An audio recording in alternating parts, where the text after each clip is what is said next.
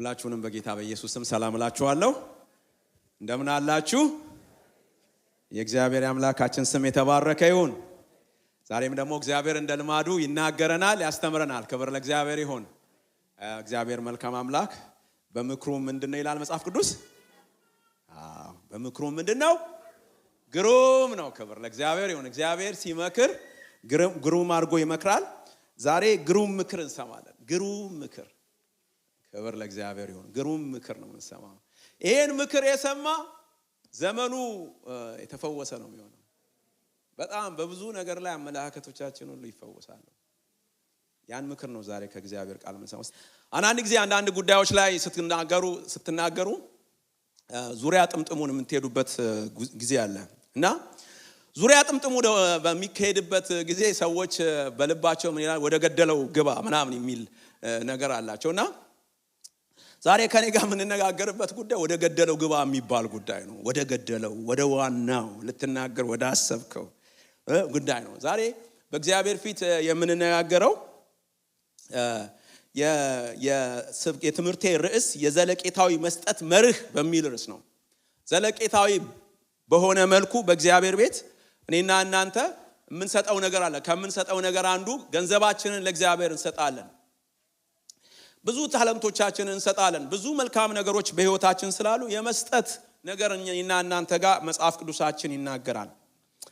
በተለይ ከገንዘብ አንፃር ባለፈው በቤተክርስቲያናችንም ሪፖርት ሰምተናል። በቤተክርስቲያናችን እግዚአብሔር ለዘላለም ምንም አያጎልብንም። እግዚአብሔር ቤቱን በታማኝነት እግዚአብሔር ይጠብቃል። እግዚአብሔር ቤቱን በታማኝነት ፕሮቫይድ ያደርጋል። እግዚአብሔር ችግር የለበትም። በዘመናት መካከል ችግር የለበትም። እግዚአብሔር ቤቱን በመጠበቅ ታማኝ ነው። የእግዚአብሔር አገልጋዮች፣ የእግዚአብሔር ቤት፣ የእግዚአብሔር ሰዎች ለእግዚአብሔር የእግዚአብሔር ቤት ገንዘብ ስለጠፋ የእግዚአብሔር ቤት ፈረሰ፣ ወደቀ የተባለበት ጊዜ። የእግዚአብሔር ቤት የሚፈርሰው መቼ ነው? ኃጢአት፣ አመጽ፣ እግዚአብሔርን አለመፍራት ሲበዛ ነው። ነገር ግን አለመስጠትን አለማስተማር ሰዎች እግዚአብሔር በህይወታቸው ያየላቸውን እቅድ እንዳይለማመዱ የሚከለክል በሽታ ነው።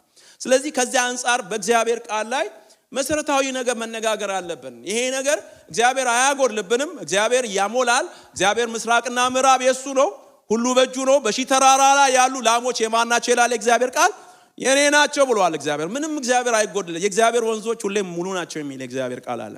በእግዚአብሔር ቤት እግዚአብሔር ለስራው የሚጎለው ነገር የለም። በጽድቅና በቅድስና እግዚአብሔርን በመፍራት እስከኖርን ድረስ ችግር የለበትም እግዚአብሔር።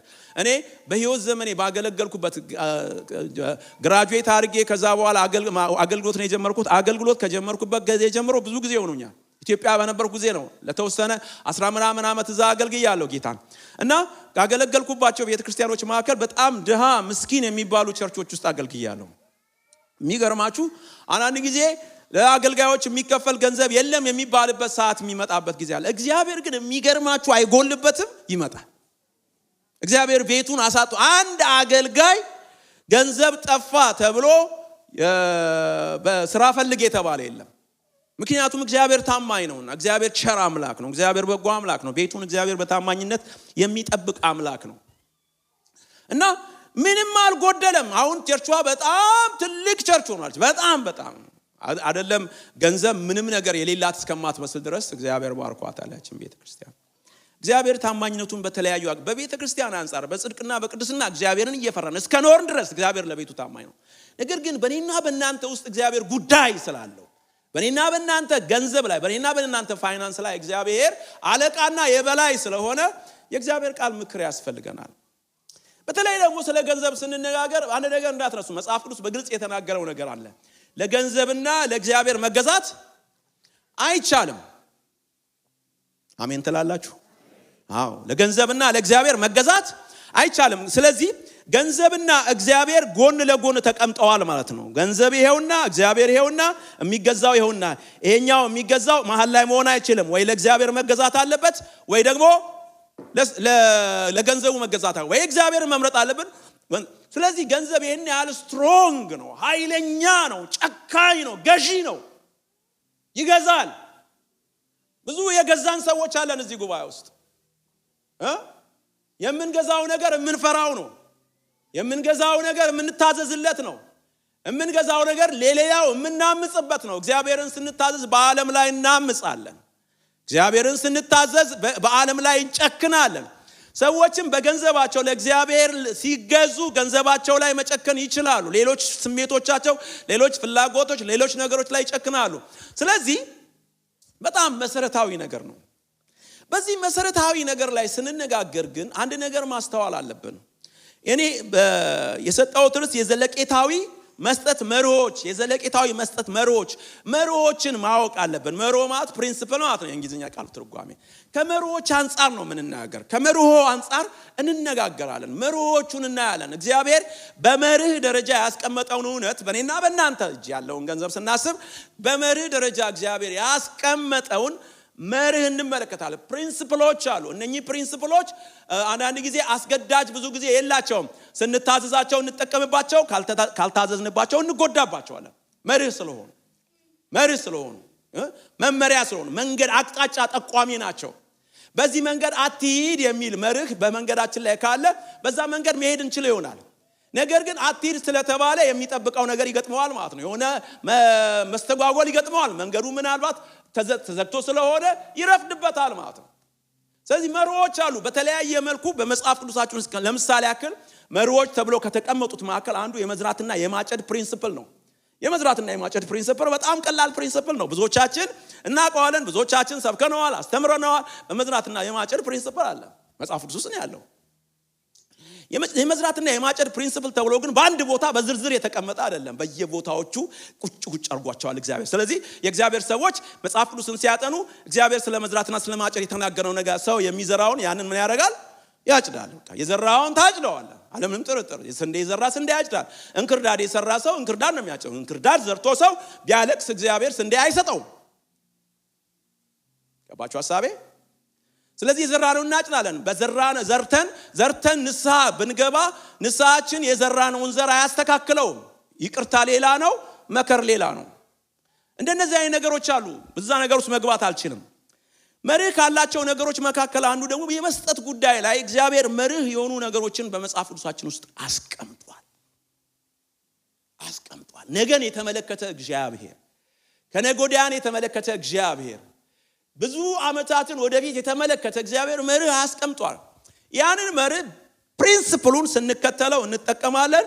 ፕሪንሲፕሉን ካልተከተልነው ደግሞ የተለያዩ ሳይድ ኢፌክቶች ህይወታችን ውስጥ ይመጣሉ። እንደ ክርስቲያን፣ እንደ እግዚአብሔር ሰዎች አንዳንድ ያልገቡን ነገሮች ተያይዘው የሚመጡት ከፕሪንሲፕሎች አንፃርም ነው። ፕሪንሲፕሎችን በአግባቡ ካለመኖር የተነሳ ይመጣሉ አንዳንድ ነገሮች ሳይፈለጉ፣ እግዚአብሔር ራሱ ሳይፈልጋቸው ፕሪንሲፕል ስለሆኑ ግን ይሆኑብናል። ስለዚህ እነኚህ መርሆች የእግዚአብሔር መርሆች፣ ከመጽሐፍ ቅዱስ ያወጣናቸውን መርሆች ነው። ብዙ ጊዜ ስለ መስጠት የሚሰበክባቸው አጋጣሚዎች ዛሬ እንድትሰጡ የሚያደርጉ ናቸው። ዛሬ አሁን ለምሳሌ ስለ መስጠት የሚሰበክ ከሆነ ሁላችንም ኪሳችን ገብተን የምንሰጠው ነገር መኖር አለበት። ብዙ ጊዜ ቢልዲንግ ሊሰራ ሲል እናደርጋለን፣ ይደረጋሉ። የተለያየ አገልግሎቶችን ለመደገፍ ሚሽን ላይ በተለያየ መልኩ። ነገር ግን ዛሬ የምንመለከተው መርህ ነው። ዛሬም እስከ ዘላለም እኔና እናንተ በዚች ምድር በምንኖርባት ዘመን ሁሉ የሚጠቅመን የሆነ ሞቲቬሽናል ስፒኪንግ አይደለም። ሞቲቬት ላደርጋችሁ አይደለም። እንደው ላነቃቃችሁ፣ እጃችሁን ኪሳችሁ ከትቼ ከዛ በኋላ አውጥታችሁ ሰጣችሁ በኋላ ቤታችሁ ስትሄዱ ወይ እግዚአብሔርን የምታመሰግኑ ወይ ምን አንቀልቅሎኝ ሰጠው እንድትሉ የሚያደርግ አይደለም።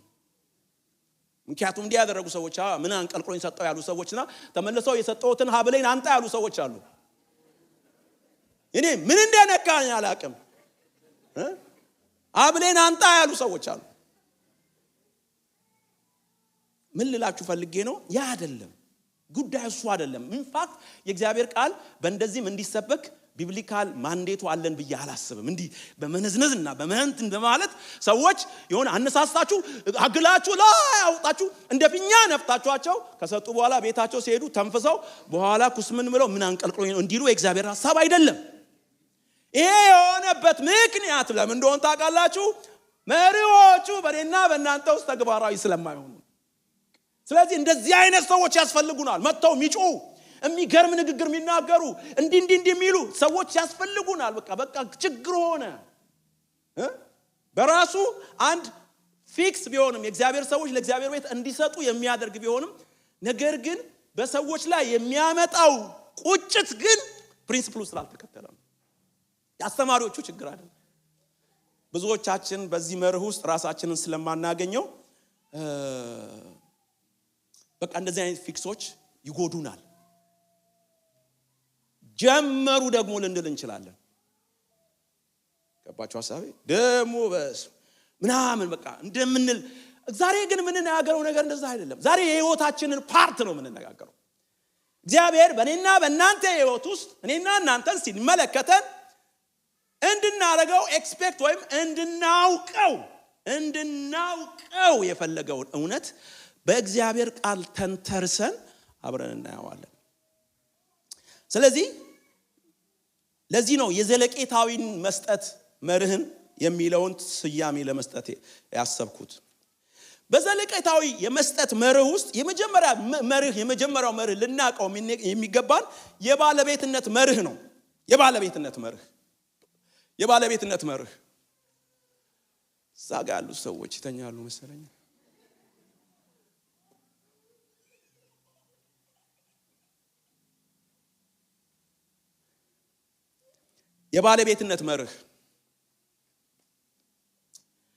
የባለቤትነት መርህ ማለት ምን ማለት ነው?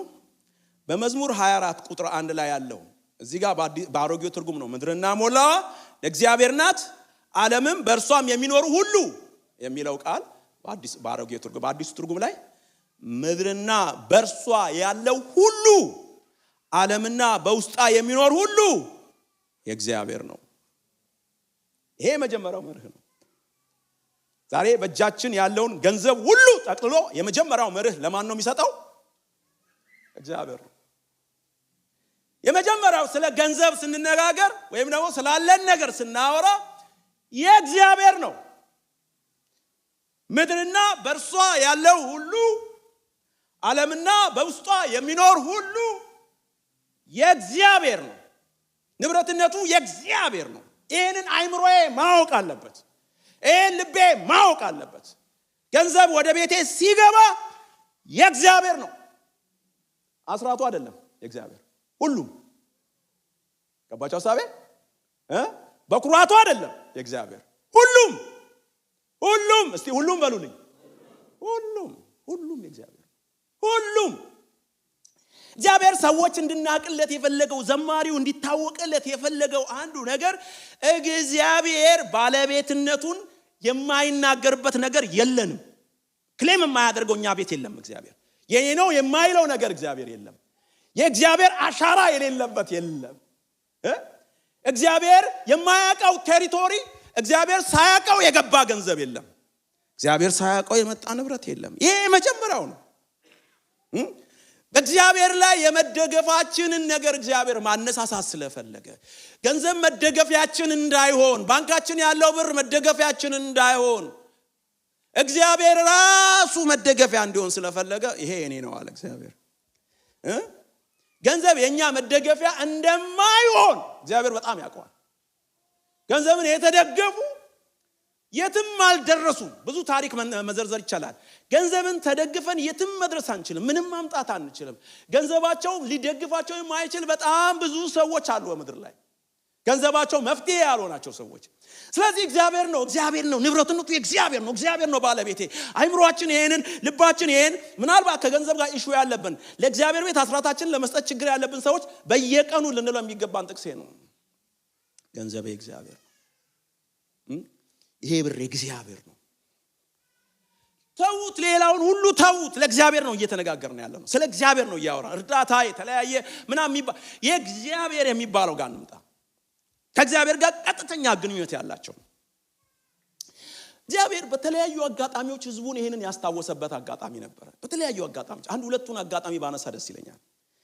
የመጀመሪያ እግዚአብሔር ህዝቡን ያስታወሰበት እስራኤልን ከከነዓን አውጥቶ ከግብጽ አውጥቶ ወደ ከነዓን ሊያስገባቸው ሲመጣ በዮርዳኖስ ማዶ ሆነው ዮርዳኖስን ሊሻገሩ እያለ በሞዓብ ሜዳ ላይ ሆነው እያለ እግዚአብሔር የሚገርም ነገር ተናገራቸው። የሚገርም ሀብታም እንደሚያደርጋቸው ተናገራቸው። እንደሚያበለጽጋቸው ተናገራቸው። በጣም እንደሚያለመልማቸው ተናገራቸው። በሚገርም በረከት በቤታቸውና በኑሯቸው ውስጥ እንደሚያመጣ እግዚአብሔር አወቀ።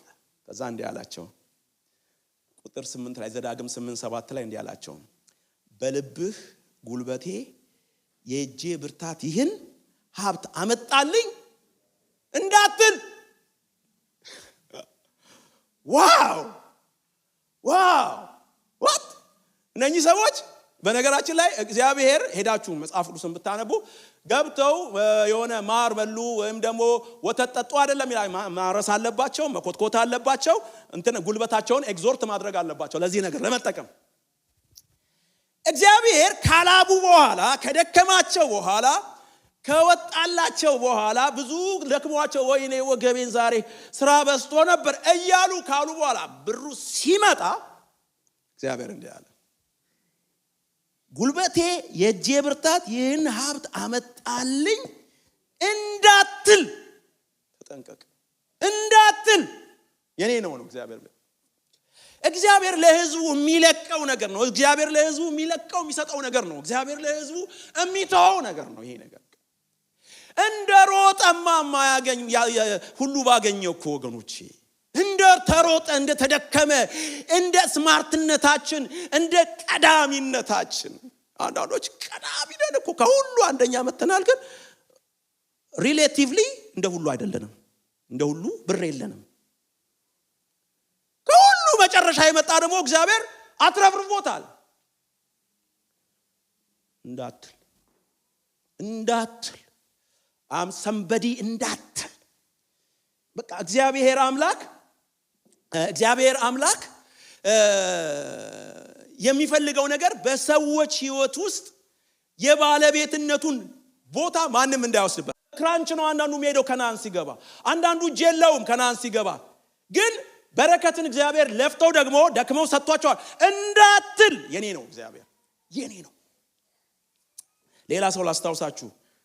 ሌላ ሰው ይሄ ሰው ዳዊት ነው። ዳዊት በጣም ሀብታም በሆነ ሰዓት ሁሉ በእጁ ሁሉ ወደ እጁ ሆነለት ሰዓት የእግዚአብሔርን ቤት ካልሰራው ዘራፍ አለ። ካልሰራው የእግዚአብሔርን ቤት እኔ እሰራለሁ ብሎ ሲነሳ እግዚአብሔር አንድ ነገር አስታወሰው። እግዚአብሔር እንዲህ አለው አንደኛ ሳሙኤል 17 ላይ ቁጥር 7 እና 8 አሁንም ባሪያዬ ዳዊትን እንዲህ በለው አለው። እንዲህ በለው ስራለው ምናምን ሲል ነብዩ ናታን እግዚአብሔር ካንተ ጋር ነው በልብ ያሰበው ሁሉ አድርግ አለው። ሲለው እሺ አደርጋለሁ ብሎ ማታውኑ መጣና እግዚአብሔር ለነብዩ ናታን ተናገረ። ኖ ባሪያዬ ዳዊት እንዲና እንዲህ በለው አለ። እንዲህ አለው አሁንም ባሪያዬን ዳዊትን እንዲህ በለው የሰራዊት ጌታ እግዚአብሔር እንዲህ ይላል አንተ መንጋ ስትከተል በሕዝቤ በእስራኤል ላይ አለቃ ትሆን ዘንድ ከበግ ጠባቂነት ምን አደረኩ ወሰድኩ። በምትሄድበት ሁሉ ካንተ ጋር ነበርኩ። ጠላቶችን ሁሉ ከፊት አጠፋው። በምድር ላይ እንዳሉ እንደ ታላቆቹ ስም ላንተ ስም አደረኩ። በቃ ዳዊት እዚህ ጋር ብር ስላለው እግዚአብሔርን ቤት መስራት የሚችል ሰው አይደለም። ኢንፋክት እግዚአብሔር አንተ አስተራልኝ ምን ይሰራልሃለሁ ነው ያለው እዚህ ጋር። ግን ዳዊት የተናገረበትን መንፈስ ምን እንደሆነ ባላቅም በቅንነት እንደተናገረ እግዚአብሔር ግን ሊያስታውስ የፈለገው ነገር ግን አንድ ነገር ነው። የትላንትናውን ትልቅ የሆነውን በዓለማችን ትልቅ የሚባል ሰው የሀገር መሪ ነው። ሀገርን የሚያስተዳድር ሰው ትልቅ ሰው ነው። በተለይ በዚህ ዘመን ደግሞ በድሮ ዘመን የሀገሩ ሀብታም ማን ነው? ንጉሱ ነው። የሀገር ሀብታም የአሜሪካ የሀገር ሀብታም ንጉሱ አይደለም፣ ፕሬዝዳንቱ አይደለም፣ ሌሎች ናቸው። እንደውም አንዳንዴ መንግስት ራሱ ከሰዎች ይበደራል። የአሜሪካ መንግስት ጭምር ይበደራል። በዛ ዘመን ግን የዓለም ሀብታም አለ የሚባል ብር ያለው ማን ነው? ንጉሱ ነው። እግዚአብሔር ግን እንደሰጠው እንዲያውቅለት ፈለኩት። ትላንትና ኬታ መጣው አለው መንጋ ስትከተል ከነበረበት ከበግ ጠባቂነት አወጣው አለው። እንዳትረሱ ወገኖች፣ እግዚአብሔር ያከበራችሁ ብር የሰጣችሁ ሰዎች፣ እግዚአብሔር በእጃችሁ ፍራንክ የጣለላችሁ ሰዎች እንዳትረሷት። እቺ ዛሬ እንደፈለግን ብናደርግ እንደፈለግን ብንናገር የሚናገረን የለም። እግዚአብሔር ግን የተነሳንበትን ያውቃል። እንደፈለግን እንዲህ ለምን አናደርግም ምንል ገንዘባችንን ታምነን እንችላለን። ምናልባት አገልጋዮችም እግዚአብሔር ካንተ ጋር ነው በልብ ያሰብከውን አድርግ ሊሉን ይችላሉ። እግዚአብሔር ግን ኖ ጀስት ከየት እንዳነሳው ተረጋጋ። ከየት አግባብ አለው ሁሉም ነገር፣ አካሄድ አለው ሁሉም ነገር። እግዚአብሔር በሚፈልገው መንገድ ነው የሚሄደው ሁሉም ነገር። ይሄ እኮ የኔ እኮ ነው። አንተን እንደዚህ የሚያናግር እኮ የኔ እኮ ነው። ከማደው ከአፈር ከትቢያ ከባዶ ቦታ ነው እግዚአብሔር ያነሳው። ዳዊት ይሄን እንዲያቅልጥ ከትቢያ በምድር ላይ ካሉ ታላላቅ ሰዎች ያንን ታላቅ ስም ሰጠው። እኔ ነኝ አንተን ቤት የምሰራው፣ እኔ አንተን ቤት እሰራልሃለሁ። እግዚአብሔር መልካም አምላክ ነው። እንድናቅለት ይፈልጋል እግዚአብሔር፣ እንድናቅለት ይፈልጋል እግዚአብሔር። የኔ ገንዘብ የእግዚአብሔር ነው። እስቲ አንድ ጸሎት አብረን እንጸልይ። ልባችሁን ከጃችሁ ጋር አንሱና ከኔ ጋር እግዚአብሔር ሆይ ለፍቼም ደክሜም እንዳጋጣሚም በማላቀው አሰራር በእጄ የገባው ሁሉ ዛሬ እናገርበታለሁ። ያንተ ነው።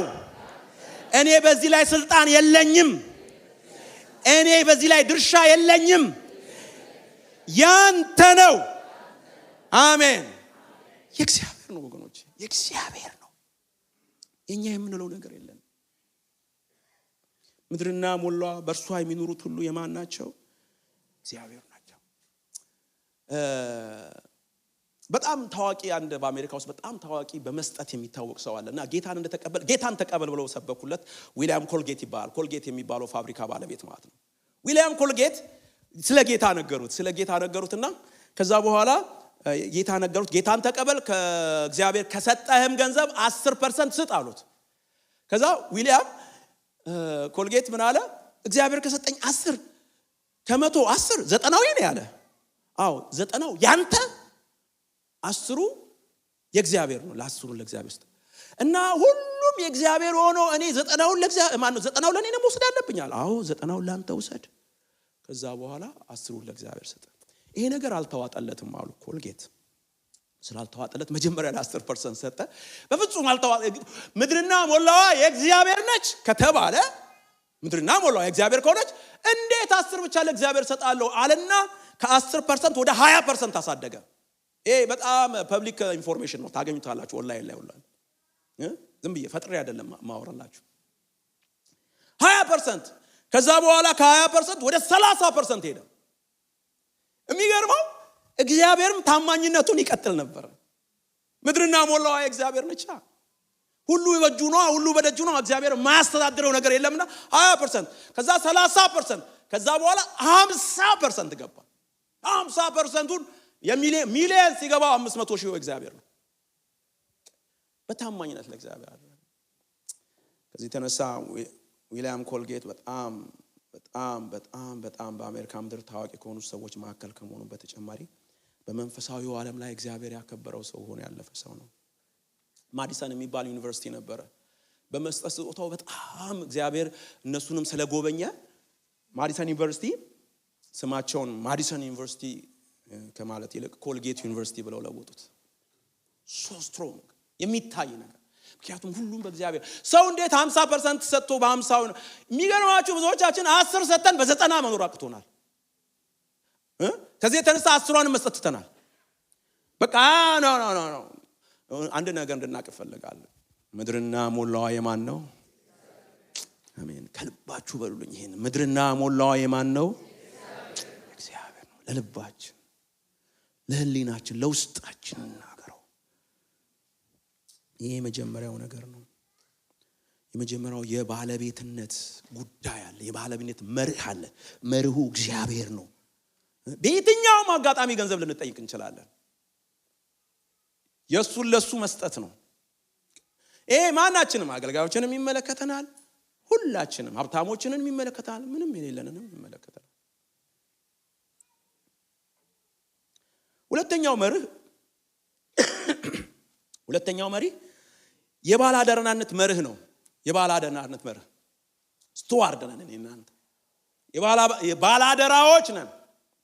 ባለአደራዎች ነን። በማቴዎስ 25 ላይ ያለውን ቃል ባነብላችሁ ደስ ይለኛል። ሐሳቡ በጣም ጥሩ ስለሆነ ሐሳቡን ላንብበው። ከቁጥር 14 ጀምሬ ያለውን አነባዋለሁ።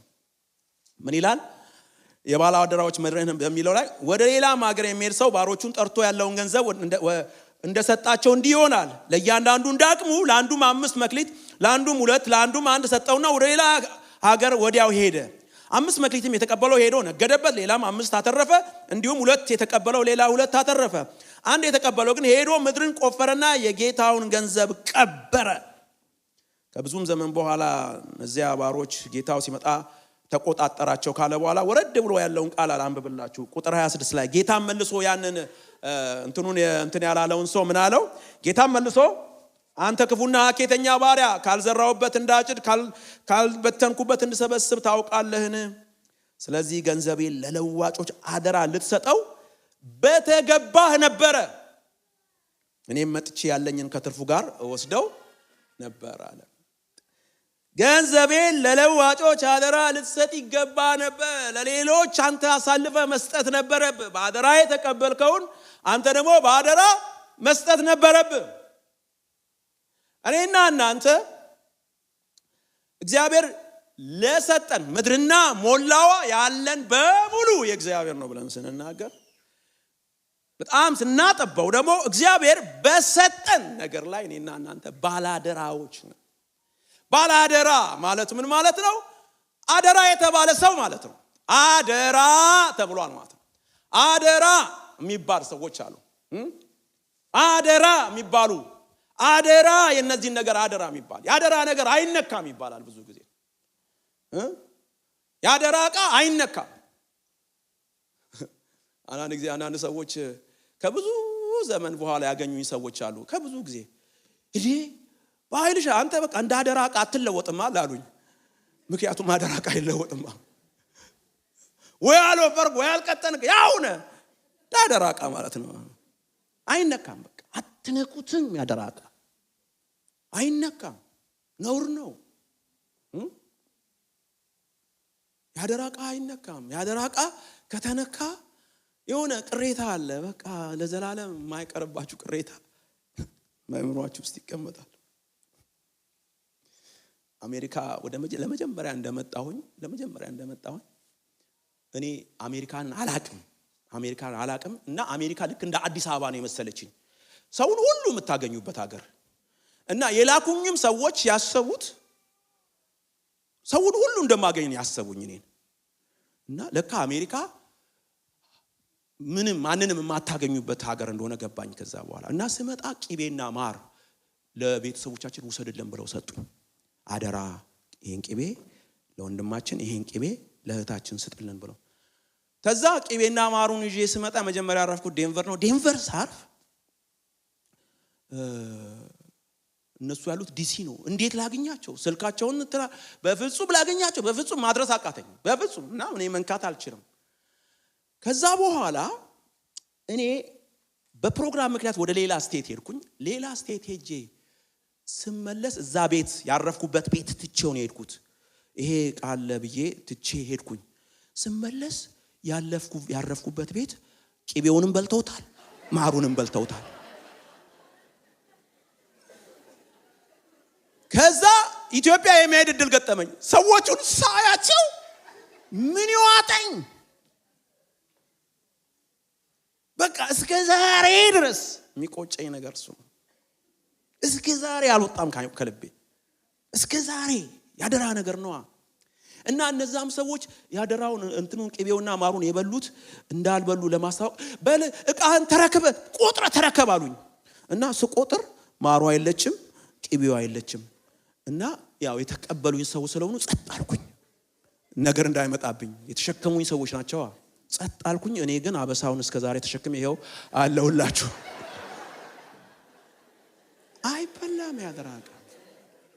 ምንድነው ባላደራነን ማለት? በነገራችን ላይ ብዙ ጊዜ ባላደራን ሲባል ሰው ዘሎ 10% ወላ ነው። እግዚአብሔር 10%ታችንን ይፈልጋል ሚኒማም። አንዳንድ ሰዎች በአስራት ብሉይ ኪዳን ነው አዲስ ኪዳን ላይ በአስራት በተመለከተ ብሉይ ኪዳን ላይ በግልጽ አስራታችሁን አውጡ፣ በየአመቱ አውጡ፣ ከአመት ገቢያችሁ አውጡ የሚል የእግዚአብሔር ቃል አለ። ሲሪየስ ከወይኑ ከዘኑ ከምናምን ከዱቄቱ አውጡ ሲሪየስ ነው እግዚአብሔር በዚህ ጉዳይ ላይ። አዲስ ኪዳን ደግሞ ስትመጡ ከዛ በላይ ነው ሚኒማም ነው እግዚአብሔር እዛ ጋር 10% ያላቸው ሚኒማም ነው አዲስ ኪዳን ላይ ከዛ ያለፈ ነው እግዚአብሔር እየተናገረ ደስታ በደስታ በልባችሁ እንዳለ አድርጉ እየተባለ ነው አንዳንድ ሰዎች ይሄንን ቲዮሎጂ ያመጡና አዲስ ኪዳን ላይ የሚል ቃል ስለሌለ አስራት መስጠት ነው አስራት መስጠት የሚለው ቃል አይኖር ችግር የለም ለእግዚአብሔር መስጠታችን ግን ቢያንስ ከ10% በላይ እንደሆነ አዲስ ኪዳን ይናገራል የባላደራነት ስሜት ከተሰማን እኮ ይሄ ትግል ውስጥ አንገባም ገባችሁ ሐሳቤ የባላደራነት ነገር ሲገባን የሚገባን ነገር 10% አይደለም ዛሬ ነግራችኋለሁ እግዚአብሔር 90%ን እንኳን እንዴት አድርገን እንደምናጠፋው ይቆጣጠረናል 90ውን በአግባቡ የማጥፋት ግዴታ እንዳለበት ታውቃላችሁ በአግባቡ እግዚአብሔር የሰጠንን በአግባቡ የማስተዳደር ጉዳይ እኮ በእጃችን ላይ አለ እግዚአብሔር 100 ላይ ነው አደራ የሰጠን 100 ላይ ነው በአደራነት እንድናስተዳድረው የተፈቀደልን እንደፈለግን እንድንሆን 90ውንም እንደፈለግን ኤክስትራቫጋንት የሆነ ላይፍ እንድንኖር እግዚአብሔር አልፈቀደም ወደር የሌለው ወሰን የሌለው የፉክክር ህይወት የብልጭልጭ እግዚአብሔር እንድንኖር አልፈለገም 90ውንም በአግባቡ በስነ ስርዓቱ ምክንያቱም እኔና እናንተ ባላደራ ነን የባላደራነት ጉዳይ ህይወታችን ላይ የባለቤትነት ስሜት እንዳይሰማን ያደርገናል እኛ ባለቤት አይደለንም እግዚአብሔር ያያል በዚህ ጉዳይ ላይ በባላደራነት ነው እግዚአብሔር ይሄን ነገር የሰጠኝ ይሄ ነገር እግዚአብሔር አይከብርበትም የሚባለውን ቋንቋ መናገር አለበት በገንዘቤ ምን አገባችሁ የሚባል ነገር የለም እግዚአብሔር ባላደራ ነው የሚለው በገንዘቤ ነው እንደፈለኩ በቀደው ምናምን አትችልም መቅደድ አይደለም እግዚአብሔር መንግስት ይጠይቃል ገንዘቤን የፈለኩትን ነገር ባደርግ የሚሉ ሰዎች አሉ ከፈለኩ እዚህ ጋር ከፈለኩ ለዚህ ጋር ምን አገባችሁ ምን ያገባዋል ይባላል ኖ ባላደራ ስለሆንክ የሚጠይቃል ባላደራ ነን በመንገድ ላይ አንድ ሰው ሲያልፍ ቀልድ ነገር ነው ግን ቁም ነገር ስላለው ልንገራችሁ ምናልባት በሌሎች ሰዎች ሰምታችሁ ከኔ ግን እንዳልሰማችሁ አውቃለሁ እና ሲሄድ አንድ ሰውዬ መሬቱን ሲኮተኩት ዋዳም እያለ ነው የሚኮተኩተው የሚቆፍረው ዋዳም እያለ ይቆፍራል እና አጋጣሚ ሆኖ ሰውዬው በዛ መንገድ ላይ በተደጋጋሚ ይመላለስ ነበር አሉና በየጊዜው ሲመላለስ ሲሰማ ዋዳም እያለ ነው የሚቆፍረው አለ እና በዚህ ጊዜ ምን ሆነ ነው ወየቀኑ ሳልፍ በዚህ ጋር ወይ አዳም የምትለው ሲለው አዳም ኃጢአት ሰርቶ እዚች ምድር ላይ ባንወርቅ ኖሮ ቁጭ ብዬ ነበር መበላው አለ ቁጭ ብዬ ብርቱካኑ ኮኩን ቀጋውን አጋሙን እንደፈለኩኝ ይበላ ነበር አለ ነው እንዴ ያለ በልና ልብስህን ያዝና እንደ አዳም አኖርሃለሁ አለው እንደመጀመሪያው አኖረና ወሰደና ቤት ሰጠው አሉ ይሄ ሁሉ ያንተ ነው በዚህ ሁሉ ላይ እና ይሄ ሁሉ ያንተ ነው እዚች ጋር ግን የሆነች ቦክስ አለች እቺን ቦክስ እንዳትነካት እቺን ቦክስ አደራ እንዳትነካት አለው እና ያቺን ቦክስ ተወለት ሄደ ከዛ ሰውየው ሌላ ሀገር ሄዶ ከዛ ከብዙ አመት በኋላ ሊመጣ ነው ሄዶ በመሐከል ላይ ግን ከመምጣቱ ፊት ያ ሰውዬ ሁሉ ሰጥቶኛል ይሄንን ለምንድን ነው እንዳለ ይከለከለኝ እያለ በጣም አይምሮ ይጨነቃል እና እንደፈለገ ሚዝናና ጀመረ እንደፈለገው በሌሎቹ ላይ ሁሉ እንደፈለገው እንኳን እቺን ለምን ከለከለኝ እያለ በጣም ኪዩሪየስ ሆኖ በጣም ተጨነቀና መጨረሻ ላይ ምንድነው በከፍተው ምን ይሆናል ያለና አደራ የተተወለትን እቺን ነገር ግን አደራ እንዳትነካት የተባለውን ክፍት ሲያረጋት ውስጡ እንትን ነበረች ወፍ ነበረች ወፏ በራ ሄደች ከዛ በኋላ ሲመጣ ሰውየው እንዴት ሆንክ አደራዬን ጠበቅክ ሆይ ሰላም ነው ሆይ ሲለው ሁሉም ሰላም ነው አለው ያደራዬ ቃስ ደህና ነች ሆይ ሲለው ምንም አትልም አለ ምን ነው ሰላም አይደለም ሆይ ሲለው ጌታዬ ይሄን ሁሉ ሰጠውኝ እቺኛዋ ላይ ለምን እንደከለከሉኝ ግራ ስለገባኝ እንደው ጌታዬ ይሄን ሁሉ ሰጠውኝ እቺን ነገር ብነካት አይፈርዱብኝም ብዬ ከፈትኳት አለው አየህ አለው ያዳም ችግር ይሄ ነው የተሰጠውን አደራ በስነ ስርዓት አላደረገም እግዚአብሔር ሰጥቶት ነበር ግዛ ብሎት ነበር አስተዳደረው ይሄንን ግን እንዳትነካ ብሎት ነበር እንዳትነካ እግዚአብሔር እንዳይነካበት የፈለገው ነገር አለው የማይነካበት ነገር አለው እግዚአብሔር አየህ ያንተም ችግር ይሄ ነው አለው። ስለዚህ ከዚህ በኋላ እዛች እርሻ ቦታ ሂድና እረስ፣ ስታርስ ግን ወይ አዳም እንዳትላለው፣ ወይኔ እያልክ ረስ አለው። ወይኔ እያልክ ረስ አለው። ገባችሁ ሐሳብ? ያደራ ነገር አይነካም። እግዚአብሔር እንዳይነኩት አደራ ያላቸውን እኮ ነው የነኩት እኮ። ጉድ የሆነው እኮ ኃጢአት የሚሆነው እኮ ይሄ እኮ ነው እኮ። ኃጢአት የሆነው ነገር ይሄ ነው። ስለዚህ ያደራ ነገር አይነካም። አደራ እኛ ባላደራ ነን። ባደራ አለብን አይደለም 10% ላይ እግዚአብሔር 100 ላይ የቀረው 90 ላይ እግዚአብሔር ይጠይቀናል ወገኖች። እንዳይመስለን እዚህ በማቴዎስ 25 ላይ የተጠቀሰውን ሰዎች እግዚአብሔር ሰዎች ብዙ ነገሮቻችንን ያካተተ ነው ይላሉ። ገንዘባችንን ያካተተ ነው፣ ታለንታችንን ያካተተ ነው፣ ኑሯችንን ያካተተ ነው። ብዙ እግዚአብሔር የሰጠንን ነገሮች ሁሉ ያካተተ ነው። አንዱ ገንዘብ ስለሆነ ነው ስለ ገንዘብ ያወራሁት። እግዚአብሔር ይፈልጋል አትራፊዎች እንድንሆን። እግዚአብሔር ይፈልጋል የራሱን ነገር እንድንተውለት፣ እንዳንነካካበት። እግዚአብሔር ነው። እግዚአብሔር አይነካም። እስቲ እግዚአብሔር አይነካም በሉልኝ። የእግዚአብሔርን አልነካም በሉልኝ። አትንኩት። ብልጣሶር የሚባለው የባቢሎን ንጉስ ትልቁ ችግሩ የእግዚአብሔር ነካበት። ሁሉ ሲሞላለት፣ ሁሉ ሲደላው፣ ሁሉ በእጁ ሲሆን ያ አባቴ ከኢየሩሳሌም ሄዶ ከቤተ መቅደስ ያመጣቸውን መጠጫዎች አምጡልኝ አለ። በሱ ልጠጣ ወይኔን አለ። ኧረ ተው የሚሰማ አይደለም። አምጡ አለ። አባቱ እኮ አልጠጣበትም። አባቱ አልነካም። ደፈረ። የማይነካ ነገር የእግዚአብሔር ነገር የእግዚአብሔር ነው ወገኖች። ትረስት ሚ የእግዚአብሔር ነው። የእግዚአብሔርን ለእግዚአብሔር ስጡት አለ ጌታ ራሱ። የእግዚአብሔርን ለማ የእግዚአብሔር ነው። እግዚአብሔር ዘራ ብሎ እንደ አይአርኤስ አይመጣም። አይአርኤስ በየአመቱ ቼክ ስለሚያደርገን ሁላችንም የአይአርኤስ ነገር አደራ እኛ ጋር አለ። አይአርኤስ አለው፣ ብር እኛ ጋር አለው። ያችን ብር እንሰጣለን አንሰጥም? እንሰጣለን። ባትሰጥሳ ይሰጣል። ይሰጣችኋል። የሚሰጥ ነገር አለ ይሰጣችሁ። whoever you are ትልልቅ ሴሌብሪቲዎች ምናምን አይታችኋል አለ። በቃ የነሱ አይደለም ያ ነገር፣ የእግዚአብሔር ነው። ይሄን ፕሪንሲፕል ነው ቅላችሁ እግዚአብሔር። ሰዓቴ በጣም እየደበኝ ነው፣ ቶሎ ሄዳለሁ። ስለዚህ የመጀመሪያው መርህ የባለቤትነት። እግዚአብሔር እኔ ያለኝ ሁሉ የኔ የእግዚአብሔር ነው። እኔ ያለኝ ደግሞ እኔ የኔ አይደለም። እኔ ምንድነኝ? ባላደራ ነኝ። አደራን ነው የተቀበልኩት። ሶስተኛው የመጠን መርህ ነው። የመጠን መርህ ይሄ ፕሪንሲፕል ኦፍ ፕሮፖርሽናሊቲ የሚባለው ወይም ደግሞ ከፕሮፖርሽን አንፃር የምናየው የመጠን ጉዳይ ነው። እዚህ ጋር የመጠን ጉዳይ ላይ ሁለት ነገሮች አሉ። አንዳንድ ሰዎች ምስኪኖች ናቸው፣ አያስቡም። የሚያስቡት ምንድነው? እኔ የለኝም ምናምን ይሉና ለእግዚአብሔር የማይሰጡ ሰዎች አሉ። ከነያም ደግሞ በጣም ሀብታም የሆኑ ሰዎች ደግሞ የሆነ ብር ሰውን የሚያስደምም ነገር ስለሰጡ እንደሰጡ የሚመስላቸው ሰዎች አሉ። እግዚአብሔር ግን ልባችንን የፕሮፖርሽናሊቲን ጉዳይ ነው የሚመለከተው። በእነኚህ ሁለት ጥቅሶች ውስጥ የምናየው ነገር ተመልከቱልኝ። የማርቆስ ምዕራፍ 12 ላይ ኢየሱስም በመዝገብ አንጻር ተቀምጦ ህዝቡ በመዝገብ ውስጥ ገንዘብ እንዴት እንዲጥሉ ያይ ነበር። ብዙ ባለጠጎችም ብዙ ይጥሉ ነበር። እዚህ ጋር ብዙ ባለጠጎች ብዙ ይጥሉ ነበር። አንዲት ድሃ መበለት መጣ፣ 1 ሳንቲም የሚያህሉ 2 ናስ ጣለች።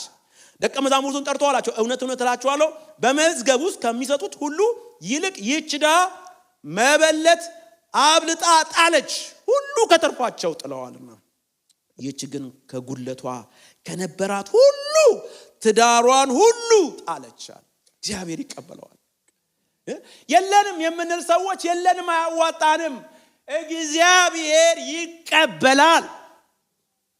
ባላደራ አድርጎ እግዚአብሔር በሰጠን ጉዳይ ላይ እግዚአብሔር ይቀበላል። ጌታ ኢየሱስ አየ፣ ከተመለከተ በኋላ እቺ ሴት የጣለችው ኢንሲግኒፊካንት የሚባል ነው። በዛሬ ዘመን ገንዘብ ውስጥ አይገባም ነው። በነገራችን ላይ ለማስላት ሞክሬ በዚህ ዘመን ገንዘብ አይሰላም የሚል ጽሑፍ ነው ያገኘሁት። በዚህ ዘመን ገንዘብ አይሰላም። በዚህ ዘመን ገንዘብ ካልኩሌት ብታደርጉት በጣም ኢንሲግኒፊካንት ነው። ከሳንቲሞች ያነሰ ነው። በጣም ትንሽ። ግን ኑሮዋን ጣለች። ልቧን እግዚአብሔር ሲመለከተው አደራዋን እንደተወጣች ሁሉ ነገር የእግዚአብሔር እንደሆነ የገባት ሴት ነች። ሰዎች ሲመለከቱ በጣም ትንሽ ነው። ሰዎች ሲያዩ ትንሽ ነው። እግዚአብሔር ጋር ግን እግዚአብሔር ትንሿንም እግዚአብሔር እንደ ትልቅ ይመለከተው። እንደ ትልቅ እግዚአብሔር ያየዋል። ያችን ሴት ተመልከቱልኝ። ማርቆስ 14 ቁጥር 5 ላይ ያለችው እቺ ደግሞ 300 ዲናር ነው የሰጣቸው። 300 ዲናር የሚወክል ዘይቷን አፈሰሰችና የጌታ ኢየሱስን እግር ማጠብ። በዚህ ጊዜ ተነጋገሩ። በቃ ትልቅ ኮሞሽን ሆነ። ትልቅ ንግግር ሆነ። ትልቅ ጩኸት ሆነ። በጣም ገርሟቸው ይሄ ሁሉ እኮ ገንዘቡ ተሽጦ ገንዘቡ ለድሆች መመገብ ይቻል ነበር እያሉ በጣም ሲያናፈሱት ጌታ ኢየሱስ የተናገረው ነገር ልቤን የነካኝ። ቁጥር 5 ላይ ተዋት፣ ስለምን ታደክሟታላችሁ? የተቻላትን አድርጋለች፣ የምትችለውን አድርጋለች። እግዚአብሔር ከምትችለው በላይ አይደለም የፈለገባት። ይሄ ደሞዝ 300 ዲናር የሚባለው የአንድ አመት የአንድ ሰው ደሞዝ ነው ይባላል። የአንድ አመት ደሞዙን አምጥታ ነው በጌታ በኢየሱስ እግር ላይ ያፈሰሰችው። ሁለቱም ጋር የጌታ ኢየሱስ ልብ እንዲህ ነው። በቃ እግዚአብሔር አምላክ በሰጠን መጠን ይጠብቅብናል። እግዚአብሔር በሰጠን መጠን ይሄን ያህል ይበቃል የሚባል ነገር እግዚአብሔር አይጠብቅብንም። የሚጠብቅብን በሰጠን መጠን የምንችለውን 300 የአንድ ሰው የአመት ደሞዝ የሚሆንን በአንድ ቀን ለጌታ ለኢየሱስ እግሩ ላይ ስታፈስለት ጌታ ተቀበላት። ኢንሲግኒፊካንት የሆነ ማንም ሊመለከተው የማይችለውን በማንም አይን ብዙም የማይደነቅና የማይሞገስ ነገር በሀብታሞች መካከል የሰጠች ሴትዮ ከነሱ በለጠች። የነኚህ ሀብታሞች ችግር ይሄ ነው። የነኚህ ሀብታሞች ችግር ፕሮፖርሽኑን በጠበቀ መልኩ አይደለም። እግዚአብሔር በ10% ኤክስፔክት ያደርግላቸዋል። ጌታ ኢየሱስ ክርስቶስ በዛው ዘመን ላይ ነው እየተናገረ ያለው። የሚጠብቅባቸው አሉ። 1 ሚሊዮን ብር አግኝቶ 1000 ብር እንደሰጠ ሰው እንደማለት ነው። እግዚአብሔር አምላክ እንደዚህ ነው የሚመለከተው። በእግዚአብሔር አይኖች ሁሉ ነገር የእግዚአብሔር ነው። እናንተ ባላደራ ነን። እግዚአብሔር አምላክ የሚመለከተው በሰጠን መጠን የእግዚአብሔርን እንድናስገባለት ነው የሚፈልገው። ፕሮፖርሽናል የሚባል ነገር አለ። ትላንትና ስናገኝ ከነበረው ዛሬ የተሻለ ዘመን ላይ ከመጣን ለእግዚአብሔር የተሻለውን እናድርግ፣ ለእግዚአብሔር ቤት እናድርግ፣ ለእግዚአብሔር ስራ እናድርግ። ይሄ የእግዚአብሔር ሐሳብ ነው። እግዚአብሔር የሚወደው ነው። በሁለቱም ሰዎች ላይ ጌታ ኢየሱስ የተለየ ነገር አላደረገም። የተለየ ነገር አለ። ምክንያቱም ፕሮፖርሽናል 300 ዲናር የሰጣቸውን ኢየሱስ እንደ ጉድ አላወራላትም። ሁለት ሳንቲም የሚሆን ናስ የጣለችውን ሴት ኢየሱስ ክርስቶስ ደግሞ ታች አድርጎ አላወረዳትም። ምክንያቱም እግዚአብሔር ባለን መጠን እንድንሰጠው ኤክስፔክት ስለሚያደርግ ነው። ባለን መጠን ወደ ኋላ የምትቀሩ አላችሁ። የለኝም የምትሉ እግዚአብሔር አምላክ ከኔና ከናንተ ከምንነግረው በላይ ገበናችንና ጓዳችንን ያውቃል። እግዚአብሔር ታማኝ እንሆንለት። እዚህ ጋር የታማኝነት ኢሹ ስለሆነ ነው። የታማኝነት ኢሹ ነው። ይሄ መርህ የተነጣጠረው የታማኝነት ይሄን ሳላሞላ ይሄ አልጎደልም ይሄ አልሞ እግዚአብሔር እኔና እናንተ በሩጫችን የምንሞላው ነገር የለም። በጣም በድካማችን የምንሞላው ነገር የለም። ይሄንን ማመን አለብን። ለእግዚአብሔር አስቀርተን የምንሞላው ነገር የለንም። አንችልም። ባዶ ነው የሚሆነው። at the end of the day ማያረካ ነገር ውስጥ ነው ራሳችንን የምናገኘው። ምክንያቱም እግዚአብሔር ከትናንሿም ጌታ ኢየሱስ አቴንሽን ሰጥቷታል። ትናንሽ ያላቸው ሰዎች ብዙ ጎዶሎ አላቸው። ትናንሽ ያላቸው ሰዎች ትልልቆች ቢሰጡ ደስ ይላቸዋል። ትናንሽ ያላቸው ሰዎች የሌላቸው ነገር አለ። ሴትዮ ግን የሚሞላ እግዚአብሔር ነው እናውቃለች። ስለ ሴትዮዋ ቢብራራልን ደስ ይለኝ ነበር። ቢብራራልን ድህነቷ ከዛ በኋላ ምን እንደሆነች እግዚአብሔር እንዴት እንዳኖራት ቢነገረን ደስ ይለኝ ነበር። አልተነገረንም። ግን አንድ ነገር ተነገረን። ታማኝ ነች። ታማኝ የኢየሱስን አቴንሽን ሳበችው። በዛ ዘመን መባ የሚሰበሰበው ልክ እንደ ኢትዮጵያ በመሶብ ላይ ነው መሰለኝ። ትዝ ይላችኋል። የሆነች እንትን ነገር በጥልፍ እንትን የተሰፌት በስፌት ላይ ነው የሚያስቀምጡትና በስፌት ላይ ቁጭ እና ስትጥሉ ያስታውቃል። ሳንቲም ከሆነ ቁጭ ይላል።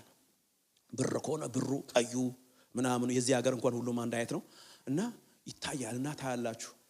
ያው በዚህ ዘመን የመባቃ እንትን የሆነው እየሰረቁ አስቸግረው ነው። አንዳንድ ሰዎች እንዲህ ብድግ እያደረጉ እንዲህ ሰጥተው ገብተው በዛው አብረው ስለሚወጡ ይቀየር ተብሎ ነው የተቀየረው ይባላል። እንደዛ አይነት ነገር አጋጥሞናል በቤተክርስቲያን ውስጥም እና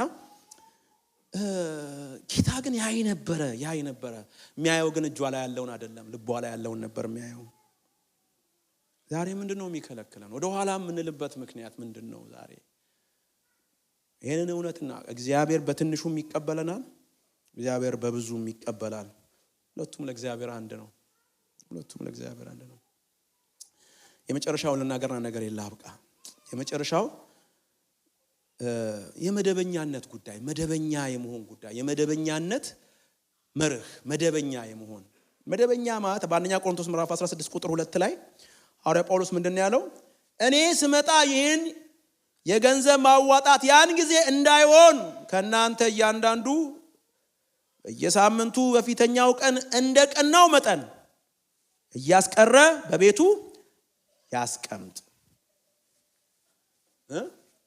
መደበኛ መሆን ነው። መደበኛ ብዙ ኢሬጉላር ላይፍ አለን። በቃ የሆነ ሞቅ ስንለን የምናደርገው በረድ ሲለን የምናቀዘቅዘው። እግዚአብሔር ደግሞ በቤቱ የማይወደው ነገር በራድ ወይም ትኩስ ያልሆኑትን ሰዎች ጌታ አይወዳቸውም፣ አይፈልጋቸውም። በቃ ልተፋቸዋል። በራድ ብትሆን ጥሩ ነበረ፣ ቀዝቃዛ ብትሆን ጥሩ ነበረ። አንተ ግን ድብልቅ በራድ ቀዝቃዛ። እግዚአብሔር እንደ አይነት ላይፍ ስታይል አይወደም። ሐዋርያው ጳውሎስ ይሄንን በእግዚአብሔር መንፈስ ሆኖ እንደጻፈ ታውቃላችሁ ወገኖቼ። ኢየሱስ ያድናል ከሚለው ቃል ጋር እኩል እንደሆነ ይሄ ቃል ታምናላችሁ? እኩል ናቸው። በጌታ መንፈስ ሆኖ እኔ ስመጣ ይህን የገንዘብ ማዋጣት ያን ጊዜ እንዳይሆን እንዳትሯሯጡ፣ የዛኔ እንዳትሯሯጡ። ምን ማለቱ እንደሆነ ታውቃላችሁ? የዛኔ መሯሯጡ የሚያመጣው ችግር ይሄ ነው። ለምሳሌ ያክል አንድ አመት ጳውሎስ ከዘገየ አመት ሙሉ ያልሰጠው ሰውዬ ካለ በየወሩ ምናልባት በየወሩ የሚሰጠው አንዳንድ ሺህ ብር ከሆነ ጳውሎስ በሚመጣበት በአመቱ መጨረሻ ላይ ስንት ብር መስጠት አለበት ማለት ነው? 12000 ይከብዳል። 12000 ዛሬ ፕሮግራም አልሄድም ይላል ጳውሎስ በሚመጣበት ቀን። ያለ መከልከል ነው። ዛሬ አልሄድም ጳውሎስ ይመጣላ ገንዘብ ይወስዳላ። እግዚአብሔር ከዚህ እንዲያወጣን ነው የፈለገው። ከዚህ እንዲያወጣን አንዳንድ ሰዎች ይሄን ያህል በተለያየ እዚህም ሀገር አሜሪካ ኢትዮጵያም እያለን አንዳንድ ሰዎች ይሄን ያህል ጊዜ አልሰጠሁምና ምን ይሻላል እንደዚህ በዛ የምንል ሰዎች አለን። እኔ ለእነኚህ ሰዎች ያለኝ ምክር ተውት፣ ያለፈውን የበዛውን ተውት። ዛሬ ለእግዚአብሔር ታማኝ ሆናችሁ ጀምሩ። ዛሬ ጀምሩ። እግዚአብሔር የማንም ባለ ዕዳ አይደለም። የኔና እግዚአብሔር ዕዳ ሰብሳቢ አይደለም። እኔና እናንተን እግዚአብሔር የሚፈልገው እንድንማርለት ነው የሚፈልገው። ዛሬ ተምረን መለወጥ ነው የሚፈልገው እግዚአብሔር። ትላንት ስለሰራነው ኃጢአት፣ ትላንት ስለሰራነው ጥፋት፣ ትላንት ስላደረግነው በደል እግዚአብሔር ፈልጎ ቢያሳድደን ኖሮ ያስከፍለን ነበር። ትላንትና የተው እግዚአብሔር በዚህ ጉዳይ ላይ እግዚአብሔር ጉዳዩ እሱ አይደለም። እግዚአብሔር ጉዳዩ ገንዘባችን አይደለም። እግዚአብሔር ጉዳዩ ብራችን አይደለም። 1200ን ወይም 12000 ዶላሩን የማምጣቱ ጉዳይ አይደለም የእግዚአብሔር ጉዳይ። ያንቺ ልብ ጉዳይ ነው። ልብሽ መፈወሱ ነው የእግዚአብሔር ጉዳይ። አሁን ጳውሎስ እዚህ ጋር በጣም ኮንሰርንድ የሆነበት ነገር ልቡ ላይ ነው። እኔ ስመጣ እንዳትንጋጉ፣ እንዳትራወጡ፣ ያዙ ይልቀቁኝ እንዳትሉ። እያንዳንዱ ሰው ግን ምን ያድርግ ይላል? በቤቱ በየጊዜው እንደቀናው መጠን እግዚአብሔር እንደሰጠው መጠን እግዚአብሔር እንዳዘጋ ይለይ። ለእግዚአብሔር ላይ ይለት ካህናቱ ላይ ብድግ አድርጎ ለእግዚአብሔር መስጠት። ይሄ መጽሐፍ ቅዱስ መርህ ነው። ይሄ መጽሐፍ ቅዱስ ፕሪንሲፕል ነው። የመስጠት ፕሪንሲፕል ቅድም ፓስተር ሲጸልይ ነግረውናል። ፕሪንሲፕል ነው ይሄ ነገር፣ ፕሪንሲፕል ነው፣ ምርቃት አይደለም። ፕሪንሲፕል ነው። ፕሪንሲፕሉ ይከተናል። በምርቃት የሚመጡ የእግዚአብሔር በረከቶች አሉ፣ በውርስ የሚመጣ የእግዚአብሔር በረከቶች አሉ። ይሄም ፕሪንሲፕል ለዘላለም በእኛ ህይወት ውስጥ ይኖራል። እኔና እናንተ አሁን እድሜያችንን ገፍቷል። ግማሾቻችን 50ዎች ውስጥ ገብተናል። እኔን ማለት አይደለም እና የዛሬ 50 ዓመት ይሄን ባቅ ኖሮ ደስ ይለኝ ነበር። ባቅ ባቅኖሮ ደስ ይላል ፕሪንሲፕል ስለሆነ ማለት ነው ያለፉትን 50 ዓመቶች ያስተዳድረኝ ነበር ከዚህ በኋላ ምን ያህል ዓመት እንደምንኖር ፕሪንሲፕሉ ግን ስቲል ፕሪንሲፕል ነው ፕሪንሲፕሉ ግን ስቲል ገቨርን ያደርጋል ፕሪንሲፕሉ ግን ስቲል ይሰራል ወገኖቼ ሬጉላር እንሁንለት እግዚአብሔር ኢሬጉላር የሆነ ጸሎት ራሱ እኮ አይጠቅማችሁም ዛሬ በቃ ሰሞኑን አንድ ሰሞን ኃይለኛ ጸላዮች ከዛ በኋላ እንቅልፋችንን ጉር የምንል ሰዎች እግዚአብሔር አይፈልግም እሱ አይጠቅመንም ወገኖቼ ሰይጣንም እኮ የሚያገኛቸው ኢሬጉላር የሆኑ ሰዎች እንደሆነ ታውቃላችሁ ኢሬጉላር ሲሆኑ ቀዳዳ ለሰይጣን እድል ፈንታ አትስጡት የሚለው ቃል ኢሬጉላር አትሁኑ ነው ፖይንቱ እግሩን እንዲያስገባ አትፍቀዱለት ፉትፕሪንት አትስጡት ሰይጣን እንዲያገኛችሁ አትፍቀዱለት ፉትፕሪንት አትስጡት ለእግዚአብሔር ሬጉላር በእግዚአብሔር ቤት በመምጣት ሬጉላር እንደ ልማዱም ጌታ ወደ መኩራብ ገብቶ አገለገለ ሬጉላር ነበር ጌታ ኢየሱስ ሬጉላር በጣም ሬጉላሪቲ መጽሐፍ ብዙ ቦታ አለ ብዙ መነካካት አልፈልግም ግን እግዚአብሔር ገንዘባችን ላይ ሬጉላር እንደሆነ መደበኛ የእግዚአብሔር ነው የእግዚአብሔር ይሰጣል ይወጣል እግዚአብሔር ጉዳዩ ገንዘባችን አይደለም እግዚአብሔር በእግዚአብሔር ላይ እንድንታመንበት ነው የፈለገው ከፋቸው ሳይበ እግዚአብሔር ላይ እንድንታመንበት ይሄንን ሽሉዳችንን እግዚአብሔር ይንካልን ይሄ ገንዘብ ላይ የታመነ ሽሉዳ ያዕቆብ በጉልበቱ ይታመን ነበር ለአንዷ ሚስት ስንት ዓመት ተገዛ 7 ለዛችኛዋ 7 ከነኛ ለበረከት 20 ዓመት የ20 ዓመት ጉልበት ይሄ ጉልበተኛ በጉልበቱ የሚያመልጥ መስሎት ነበር በጉልበቱ አዳሪ ስለዚህ ኤሳው መጣ ሲባል አሰለፈና ያ ከተመታ ያኛው ከተመታ እኔ ያመልጣለሁ በዚህ በኩል ብሎ ጉልበቱ ነው የተቀመጠውን ሰውዬ መጣና እግዚአብሔር ሹሉዳውን ነካው መሮጥ አይችልም ከዚህ በኋላ መታመን ነው ያለበት መታመን እግዚአብሔር ሹሉዳውን ለምን እንደነካው ታውቃላችሁ እንዲታመንበት ነው በሩጫው እንዳይተማመን በሩጫው እንዳይደገፍ ሩጫዬ ያስጥለኛል እንዳይል ሩጫዬ ያድነኛል እንዳይል መጣና ሹሉዳውን ነካ አረጋው ከዚህ በኋላ ያለችው እግዚአብሔር ብቻ ነው ያም እግዚአብሔር አዋጣው ክብር ለእግዚአብሔር ይሁን ጉኖቼ እግዚአብሔር አምላክ ነው መታመኛችን ገንዘብ አይደለም ሬጉላር መሆን ያለብን በእግዚአብሔር ነገር ላይ ነው በእግዚአብሔር ላይ ሬጉላር ነው ከእግዚአብሔር በመውሰድ ሬጉላር አንሁን ለእግዚአብሔር ሬጉላር እንሁንለት መጽሐፍ ቅዱስ ስለሚናገር የነገርኳችሁ እግዚአብሔር አምላክ ሁላችንንም ይርዳን አስተራቢ ወደዚህ መጣና ይጸልይልናል